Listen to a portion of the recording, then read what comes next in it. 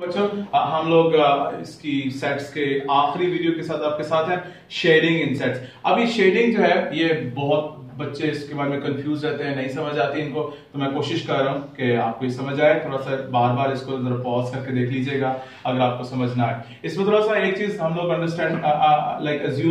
Understood ले रहे हैं। मैं अज्यूम कर रहा हूँ कि आपको इंटरसेक्शन का मतलब पता है, यूनियन का मतलब पता है, आपको कॉम्प्लीमेंट का मतलब पता है, आपको सबसेट का आइडिया है, आपको यूनिवर्सल सेट का पता है, ठीक है ना। तो उसके साथ फिर इंशाल्लाह अगर आपको ये बातें पता हो तो फिर हम लोग इजीली इन चीजों को समझ जाएंगे। ओके, आइए शुरू करते हैं। सबसे पहले देखिए कि मैं इसको जरा कॉम्पैक्ट रखूंगा ताकि ज्यादा सारी डायग्राम्स हमारे पास आ जाएं। There is a universal set and here is the set A. Okay, now you want to show the set A through the shading. Okay, so here is the set A. अब ये कोई मुश्किल बात नहीं थी। इफ यू लाइक इस वक्त इस डायग्राम के अंदर shaded part is showing the set A. अगर आप थोड़ा सा आगे चलिए तो आपके पास now you have another Venn diagram. Again there is the set A, or now we want to show the complement of the set A. अब अगर A होता तो you have shaded inside the set A. अब ये कह रहे हैं complement of the set A. So that means this is anything, the region, the subset of this universal set which is outside the set A. So आपको ये बिल्कुल जैसे वो उसका नेगेटिव होता है किसी पिक्चर का, तो वो आपको लग रहा है कि ये this is the set A and this is the complement, totally opposite to each other. Okay, अच्छा आगे चलते हैं। Then you have we come on to two overlapping sets. Okay, now here is the set A, here is the set B. Okay, so we want to show A intersection B. Now please remember, यहाँ पे अभी शुरू में मैं आपको बता रहा हूँ जब आपके पास इंटरसेक्शन का आएगा ना, you have to be very careful. Okay, और इंटरसेक्शन को बड़े ध्यान से करने की बात है। जब यूनियन आएगा तो मजे की बात है, इसके अंदर कोई चक्कर नहीं है, कोई टेंशन वाली बात नहीं है, ठीक है ना। अच्छा, इंटरसेक्शन के अंदर you will be asking yourself some questions, ठीक है ना। उन सारे क्वेश्चंस का अगर आंसर यस में होगा, जितने भी क्वेश्चंस पूछ रहे हैं अगर उनका आंसर यस में आ रहा है तो इसका मतलब है कि आप फिर जहां पे वो आ रहा होगा यस, वो आप उसको शेड करेंगे, ठीक है ना। यूनियन के अंदर जो आप क्वेश्चंस पूछेंगे अगर एक भी यस आ जाए, बाकी चाहे नो में आ रहे हो, तो आपने एक भी यस के साथ विल डू दैट शेडिंग। अब ये यस नो का चक्कर क्या है अभी आपको समझ नहीं आएगा, अब मैं आपको करके दिखाऊंगा। आइए जरा चलते हैं, आइए देखते हैं। This is A intersection B। I believe आप सबको पता है कि this is the region A intersection B, लेकिन मैं आपको, क्योंकि आगे हमने कॉम्प्लिकेटेड केसेस पे जाना है, तो आपने अपने आप से पूछना कि यार इज दिस A, आपका आंसर आएगा नहीं यार। अच्छा चलो आगे, इज दिस A, हाँ है। चलो अगला क्वेश्चन, इज दिस बी, नहीं, छोड़ दो, एक भी नहीं आ गया, छोड़ देना। Now is this A, yes. Is this B, yes. इसका मतलब है ए और बी दोनों है, लिहाजा you will be shading this. This is A and B. Okay, और फिर आगे इज दिस ए, नहीं, तो इसका मतलब है आगे हमें और कोई क्वेश्चन पूछने की जरूरत नहीं है, ठीक है ना।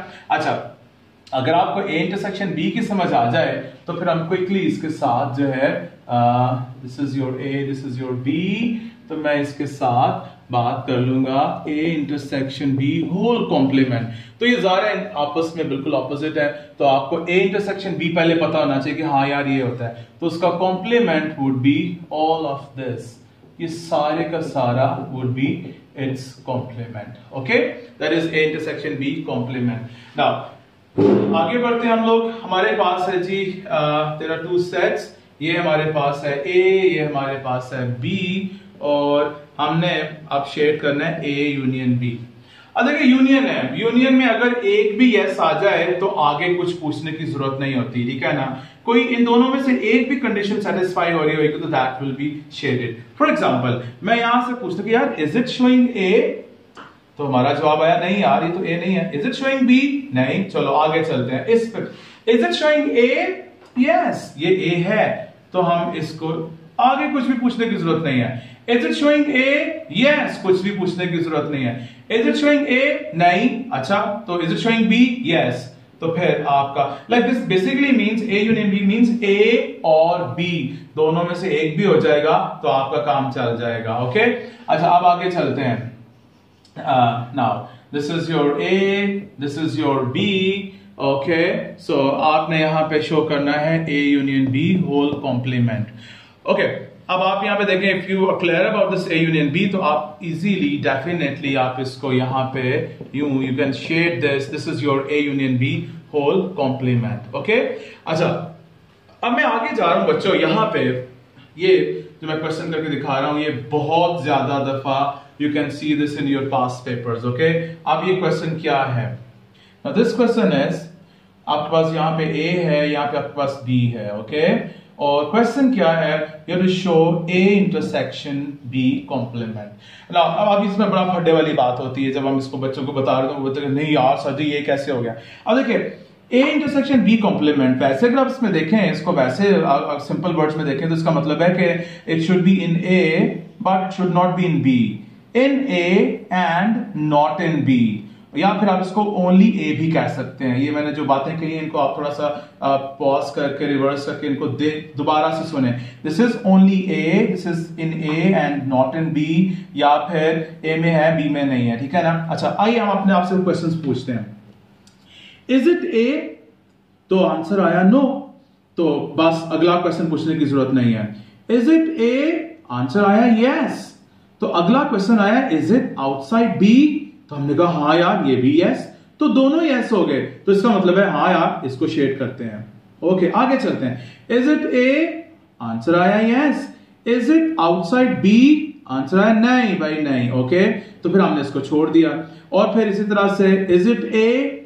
तो आंसर है नहीं, तो बस दिस इज द रीजन जो कि आपका ए इंटरसेक्शन बी कॉम्प्लीमेंट को शो करेगा। अच्छा, ये आपको मिलेगा। अच्छा, अब ये तो आपको समझ आ जाएगी, लेकिन ज्यादा फड्डा आता है इस पे, जब हम लोग बच्चों को ये बताते हैं ना, बिलीव मी क्लास के अंदर बड़ा सीन होता है वहां पे ना।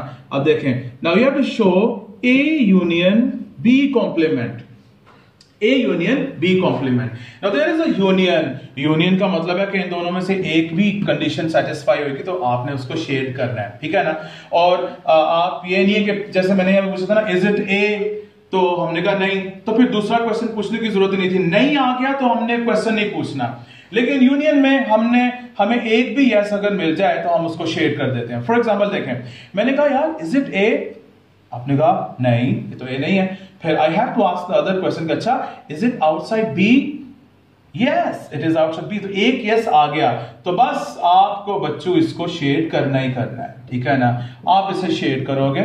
ठीक है, आगे चलते हैं इस पे। Is it showing A? Yes, दूसरा क्वेश्चन पूछने की जरूरत ही नहीं है, बिकॉज और की बात है ना, ए और आउटसाइड बी, तो आप इसको भी शेड करोगे। आगे चलते हैं। Is it showing A? Yes, ये आपने इसको भी शेड कर दिया। और फिर यहां पे जब आपसे इससे पूछा is it showing A? Answer आया नहीं। Is it showing outside B? Answer आया नहीं। दोनों नहीं है, तो इसका मतलब है इसको हम छोड़ देंगे। Now this is the region which is showing A union B complement. Now this is the most complicated case. बच्चे कहते हैं नहीं सर ये तो बी के अंदर आ रहा है, why are this is B complement. The thing is कि यार ए भी तो लिखा हुआ है ना, इसका मतलब है इट इज ए और बी कॉम्प्लीमेंट। ओके, मैं बच्चों को समझाता तो कि देखिए सपोज करें आपसे कोई टीचर कहते हैं कि जाओ यार कहीं से एक बच्चा ढूंढ के लाओ जो एड मैथ्स लेता हो या बायो ना लेता हो। इसका मतलब यह है कि कई बच्चे ऐसे होंगे जो कि एड मैथ्स भी लेते होंगे और बायो भी लेते होंगे। ठीक है ना? तो अब यहां पे अब आप ये वाले बच्चे को बुला सकते, बिकॉज अगर आपने पहली चीज देखी कि यार एड मैथ्स लेता हो तो आप भले वो बायो लेता या नहीं लेता, हमें उससे कोई गर्ज नहीं है, या बायो ना लेता, देयर इज और, तो you have to share this completely. Okay guys, हम नेक्स्ट आगे चल रहे हैं। इसमें डी मॉर्गन्स लॉ होता है एक, ओ लेवल के सिलेबस में ऐसे सुने लेकिन मैट्रिक के सिलेबस में होता है डी मॉर्गन्स लॉ। उसमें होता है कि आपको ये प्रूव करना होता है कि A union B whole complement is same as A complement intersection B complement, या फिर A intersection B whole complement is same as A complement union B complement. आइए थ्रू द शेडिंग हम लोग इसको प्रूव करते हैं कि हाउ दे आर सेम। अच्छा, आपको पता है कि ये पूरा अगर आप इसको शेड करें तो that would be A union B सारे का सारा, और अगर आप इसके बाहर शेड करोगे तो that is your A union. ये तो आप लोगों को पता है कि this is A union B whole complement. इसी तरह से अगर आप इसको देखें तो ए इंटरसेक्शन बी ये है, इसके अलावा सारे का सारा जो है ये आपका, ये मैंने आसान वाला काम पहले कर रहा हूं। ठीक है ना?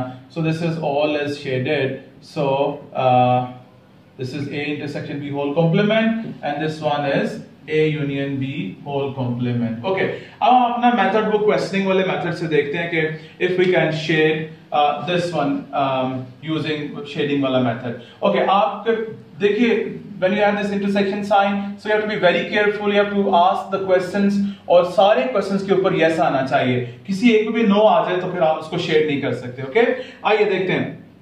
आपने अपने आप से पूछना कि यार अच्छा भाई बताओ वाला क्या is it showing A complement? आपका क्या जवाब होएगा? Is it showing A complement? Yes. अच्छा चलो दूसरा क्वेश्चन भी पूछते हैं. Is it showing B complement? Yes. चलें तो इसका मतलब है दोनों यस हो गए तो आप इस पूरे को शेयर करोगे. We'll share all of this because this is both A complement and this is also the B complement. Okay, आगे चलते हैं. अब आप अपने से पूछोगे यार is it showing A complement? आपका आंसर क्या होएगा? नहीं. नहीं आ गया, दूसरा क्वेश्चन पूछने की जरूरत ही कोई नहीं है. Is it showing A complement? Answer आया नहीं. ये तो ए के अंदर है. ओके, तो फिर नो आया, इसको छोड़ देंगे. Is it showing A complement? Yes, this is outside A. Now is it also showing B complement? तो आंसर आया नहीं. इसका मतलब है कि this shading is that said.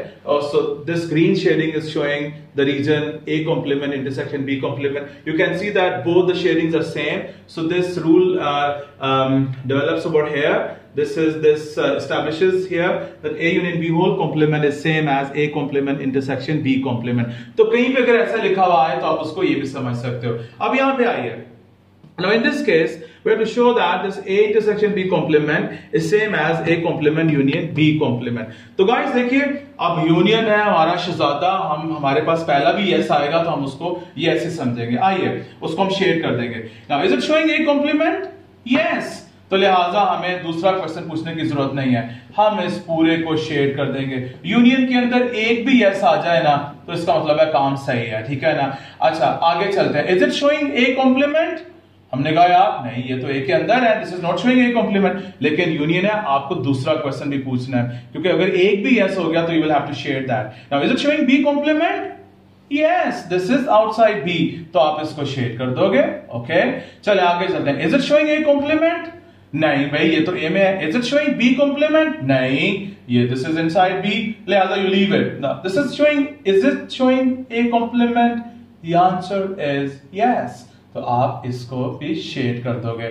That is the shading for this A complement union B complement. You can see that they both are showing the same thing. So that means के ये हमारा जो है the rule establishes here that A intersection B whole complement is same as A complement union B complement.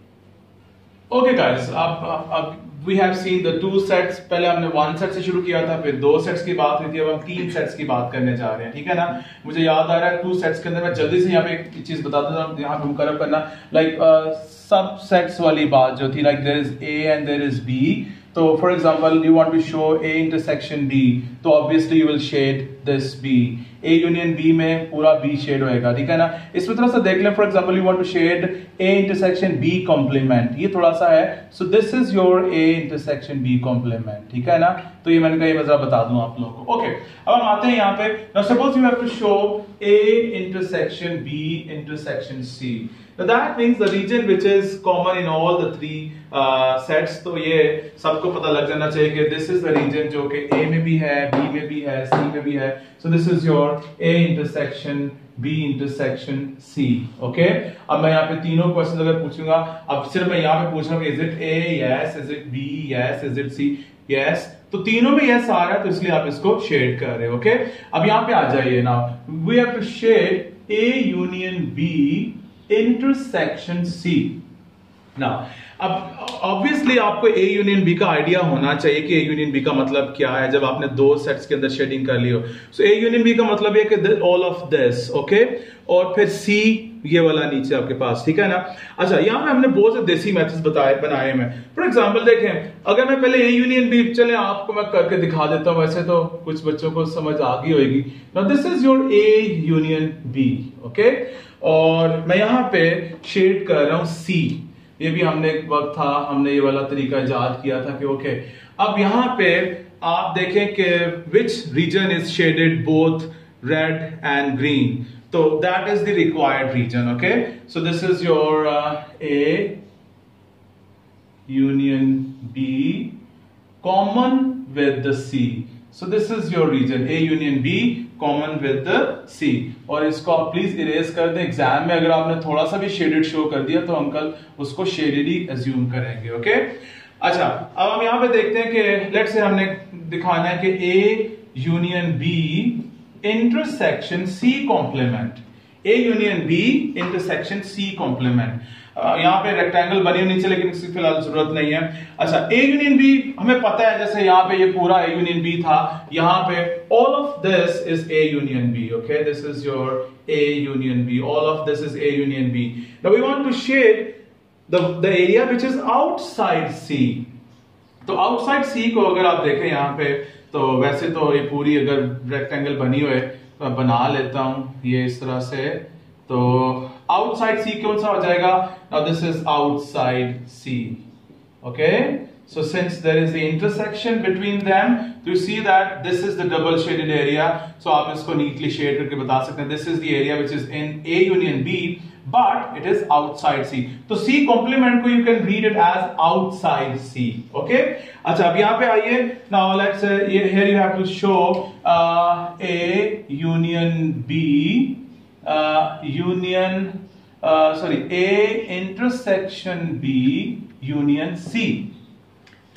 देखिए, जब union आ जाए ना तो ये हमारा बड़ा इजी केस होता है. यूनियन का मतलब है कि जिन चीजों के बीच में यूनियन आ रहा है, you have to shade them completely. कोई थिंकिंग प्रोसेस है ही नहीं. तो आप चुप करके आंखें बंद करके A इंटरसेक्शन B शेड कर दें और फिर साथ पूरा C शेड कर दें. This is your A intersection B and then plus C आपके पास यूं आ जाएगा. ठीक है ना. इसी तरह से सपोज करो कि you have to show by shading, let's say आपका था A, this is BC, and let's say you want to show A union B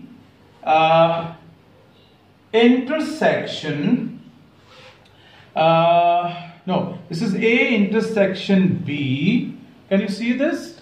Yeah, A intersection B intersection C complement. Now guys, this is your A intersection B. Now again, see, this is the intersection sign. So whenever you have the intersection sign, you have to be very careful. Okay, when there's a union sign between them, मजे की बात है, कोई tension वाली बात नहीं है. So we have to be very careful with this sign. Okay, so A intersection B common with the area which is not in C. So this is your A intersection B. So you will keep this area over here. Okay, the area of A intersection B which is outside C.